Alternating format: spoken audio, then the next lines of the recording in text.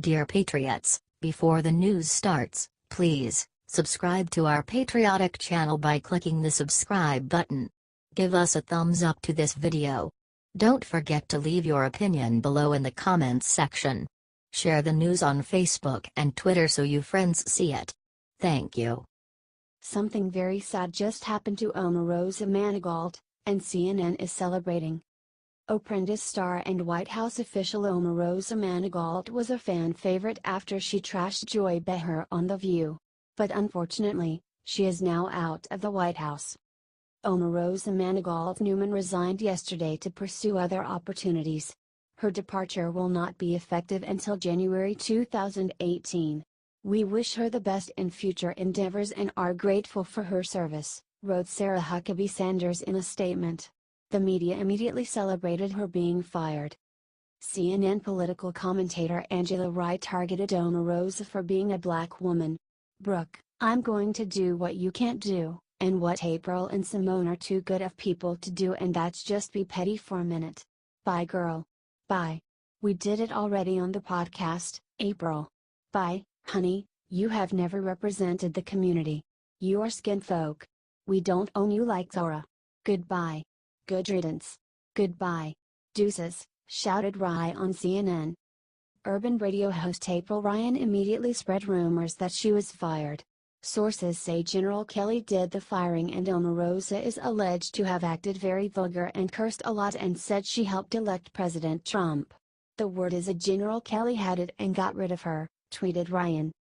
According to multiple sources, Omarosa did not resign. "She was even escorted out of the building and off campus," tweeted Ryan.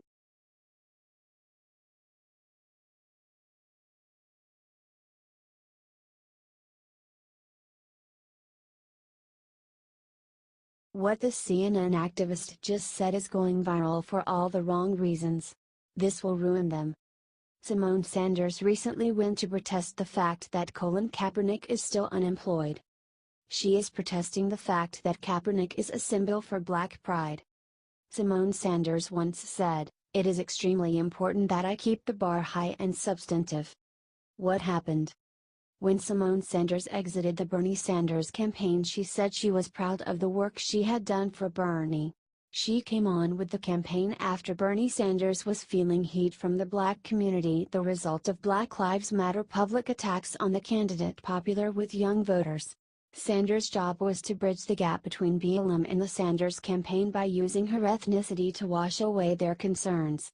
To many, namely CNN, she was a successful pawn.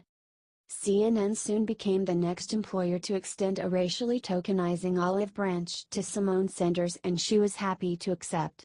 Sanders lacks a subject of particular expertise that usually comes with being a political panelist. You'd be hard-pressed to see Symone Sanders appearing on CNN spouting statistics or pointing to facts. Instead, her favorite rhetorical devices are shouting "racist" and interrupting guests before they give their opinion. Virginia Attorney General Ken Cusinelli recently received some flack for imploring Sanders to shut up for a minute and let him finish after he was interrupted by Sanders yet again, this time for not speaking to the heart regarding violence in Charlottesville. This is the role Symone Sanders plays, and she revels in it. She fans the flames of racial tension by taking the illogical emotional perspective on just about every CNN panel. Paris Denard, a Black Republican strategist and regular guest on CNN, found himself in yet another screaming match with Sanders recently after exposing her for double talk on the question of whether she thinks President Donald Trump is a white supremacist. After Denard referenced comments Sanders made in the Green Room indicating she didn't think President Trump was racist, she said on air in response to the same question, "I don't know what's in his heart," which infuriated Denard.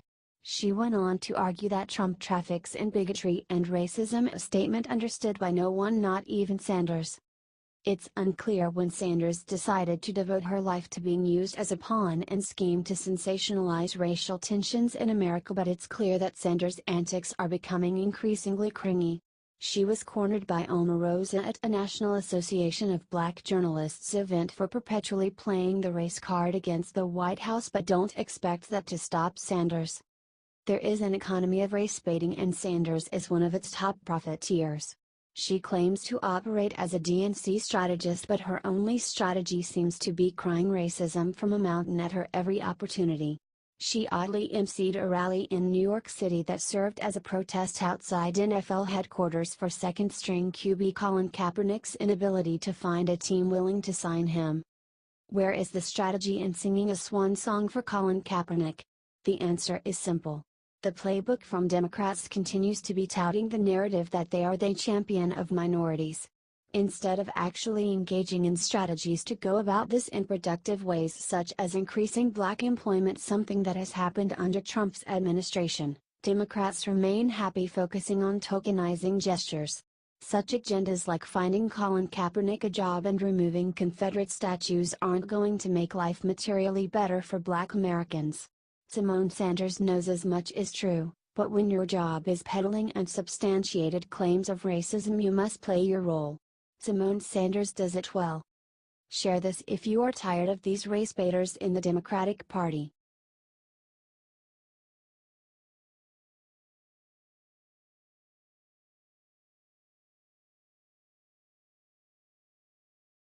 Roger Stone just said the one terrifying thing Trump must do to drain McCain and Flake and Corker. Roger Stone, a longtime friend of the president's, just said what he needs to do to drain the swamp. And it's terrifying. Most members of Congress are arrogant, and until a scalp is actually taken, they are going to continue to be defiant. He told The Hill.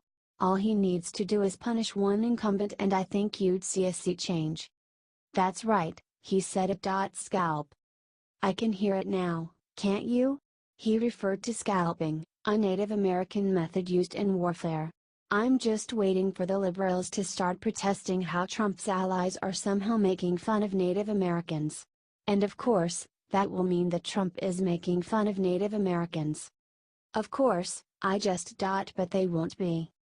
In the meantime, what Stone was saying is that he must continue to stand up to members of Congress who aren't doing their jobs. He should continue his aggressive stance and not back down. White House Press Secretary Sarah Sanders said on Friday, "I think it's clear that the endgame is for Congress to do its job and actually pass legislation. I think the American people are very frustrated with Congress's lack of action," she said. For years, they've been all talk and no action. I don't expect to see Trump backing down to anyone anytime soon, do you?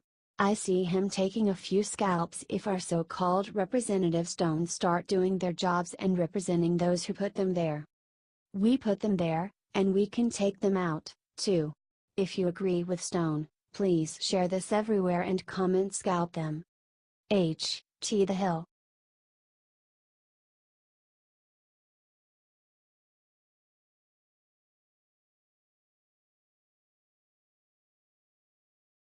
Liberal media calls man a white supremacist for saving the life of a rabbit. A video went viral of a man saving a rabbit from the California wildfires. It was a nice display of humanity. However, according to the black-centered liberal website The Root, the video was an act of white supremacy. Damon Young of The Root wrote an article called "The Video of the Man Saving the Rabbit from the Fire Captures Everything Wrong with Whiteness in 30 Seconds." This man was basically Jesus saving the bunny from eternal damnation. And when you see a video of Jesus snatching a bunny from the devil's grasp, the least you could do is share it on your timeline with a hearts emoji. It's also maybe the whitest thing I've ever seen, writes Young. And these eyes have seen the pinnacles of whiteness, including a pretzel and pepperoni casserole at a holiday potluck when I was a teacher, and the peak Appalachian tailgates outside of Heinz Field whenever Kenny Chesney is in town. But not only is it the whitest thing I've ever seen this week, it manages to synopsize everything problematic about white people on both a macro and micro level in 30 seconds. This clip does such a great job of articulating whiteness that it should win a MacArthur Genius Grant, writes Young. Young goes on to compare black people with rabbits. But let's forget about the big picture issues for a moment. Instead, let's focus on the actual act. It was brave. It was fearless. It was valiant. It was altruistic. It was everything good about humanity. But when witnessing the act and the fawning over the bunny rescue, I can't help juxtaposing the feelings expressed about this bunny with the feelings generally expressed when black people are in grave danger, he writes. Does this seem too stupid to believe?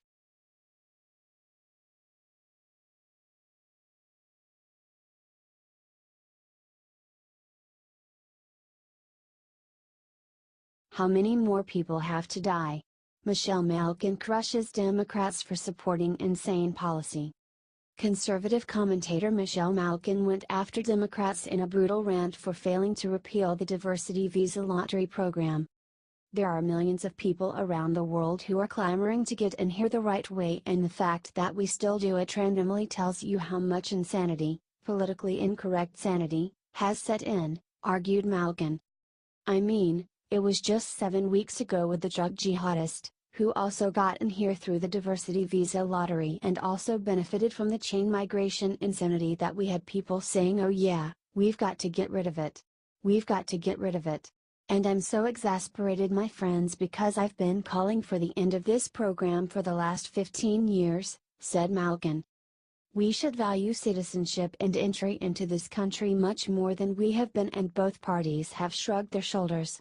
There have been legislative bills, stand-alone bills, to eliminate the diversity visa program for the last 15 years. They've gathered dust, argued Malkin. The SAFE Act, before the House Judiciary Committee in 2011, just sat there doing nothing. We've got the RAISE Act, which is co-sponsored by Tom Cotton and David Perdue, which would have eliminated the visa lottery program. It's been gathering dust. How many more people have to die or be threatened before we get rid of this stupidity? She said. Do you think she's right?